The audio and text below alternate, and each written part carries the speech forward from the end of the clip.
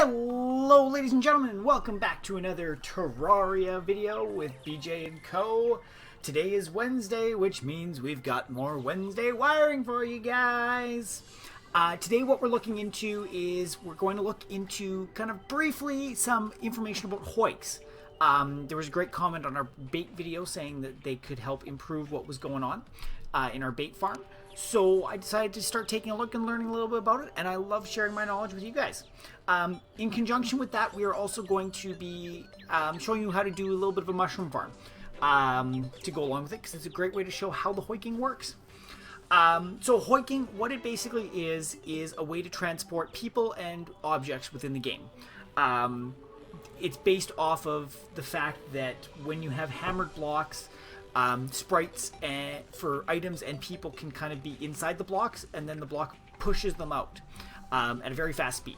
So you can use that to transport quickly over long distances, or just to accumulate things so you don't have to run around grabbing a bunch of different stuff. You can use actuating to help this out. There's certain times you don't, but like once you get moving in a hoik, you don't need to actuate every block every time you hit it. But to get things started, it's a perfect way to get the items and people to fall into the block and then get pushed away when it gets actuated back out. So as you can see here, we based this design off of the bait farm that we've had before. So we've got it changed all out to regular dirt blocks with grass so that the mushrooms can grow on. I've been testing this out quite a bit, so I just threw a couple mushrooms on here to show you what it's going to look like as things operate. So if we pull out our wrenches, you can see that all of the areas where the mushrooms can grow are actuated, so that the we can actuate those back and break everything on top, have all the mushrooms drop down.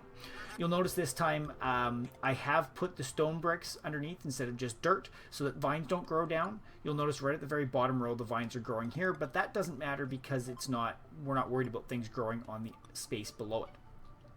So that's the farm portion of it, right? We flick the switch and everything drops down, right? That's what we're looking for. That's the farm aspect. You could just set it up so you can run underneath and collect it too. But we want to make it more efficient, so we're going to do the hoik. So with the hoiks, from what I understand, is that with a pounded block like this, it pushes in the vertical direction first and then in the horizontal direction. But it pushes kind of where the slope is. So with these ones that are pushed right here, it will want to push down first and then to the right. If it tries to push something down, but it runs into something, it will then force it to the right. So that's what this whole bottom layer set up. And then you'll notice over here, we then have it, all of these are the other direction. So it'll want to push up first and then to the right. Now I did try initially with having this brick here the same as this brick. However, what I found is when it got to the end, it just pushed up into this dead space here. So I'm kind of hoiking it right to the middle of here, and then it's pushing everything up. And I find this is a nice way to stop things from getting accumulated where you don't want them to be. So let's see this in action, guys. I've got it set up on a timer here. This first bit should be very fast, but doing the elevator portion, because it's going bit by bit by bit, sometimes it can take a while. So let's flick the switch and see what happens. Drops down, shoots him over, and shoots him up. So that actually, the elevator worked quite well. Depending on the size of item, it can take longer. Like even with this one, I might have been able to go with only a separate, like one space apart in each of them. But what we can do is just let's throw a couple different things in here. See what we get. So, I'm going to flip that. Oh, you can see it's working, sort of, kind of, with the grasshopper was getting pushed. But we've got the jungle seeds. Let's see what we can do with the jungle seeds. Can we throw the jungle seeds? They look like they're slightly smaller than the mushrooms. So the jungle seeds don't work too well in here, which I'll have to sort out because I would like this one to work with seeds nicely. What else? Let's try Nimbus Rod. How big is that? Nimbus Rod didn't seem to like it. What the heck? Didn't even like my throw. Wonder if it'll hoik me. Nope, I'm too big. Oh, there we go. The Nimbus Rod's getting hoiked to the side, but you see it's not designed for... Holy shit. What did I do? Ah! Oh, it's so much fun learning this stuff. But we can throw a gel in here and it will... See, a gel's slightly smaller. And it seemed like it was getting pulled out. Okay, I just got a magic mirror out of here. Ah, so neat learning these things. So yeah, let's take a gel and throw it in. And now the gel's not moving on this. So I'm going to have to do a little bit more digging and just find out exactly what the different sizes are and the ways to work with them.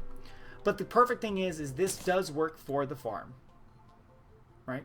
Works to shoot the mushrooms, which is what we're looking for. And it works to shoot you. Sometimes, kind of, if you want. There we go. So, and the reason it's doing that is because there was the wall in the way, right? That it was forcing my head. So, you need kind of different pieces to block you in. But this is a very basic hoiking system to transport items that are about a block and a half. So, like your mushrooms. I might throw a list down in the description of all the different items that this works for if you guys would find it useful. If there is something that you would find useful, definitely throw it below what you want to find more about, and I will learn it for you guys. Well, it looks like it moves potions nicely. Not that you really need to transport potions, they're not drops. But it looks like this could work for different enemy drops and things too. So a great way to be putting it into farms and stuff. But that is kind of my basic mushroom farm and hoiking for you guys with the little bit I've learned so far. I'm hoping that in future Wednesday wirings I will bring you a little bit more information about hoiking and how we can use it to transport ourselves and all sorts of fun stuff like that. So if you enjoyed this, guys, smash that like button. Don't forget to subscribe to the channel if you want to get updates of when our videos go live. We are going to continue with the Wednesday wiring for the foreseeable future, passing along the information to you guys as it comes available. And if you're on social media, check it out. See if you can find us. We're on Facebook, Twitter, Twitch, Tumblr. We'd love to have you as part of the community. That's what we're going for here. BJ, Ben, Jesse, and community. So we'd love to have you with us. That's it for today, guys. Thank you very much for watching, and we'll see you all next time.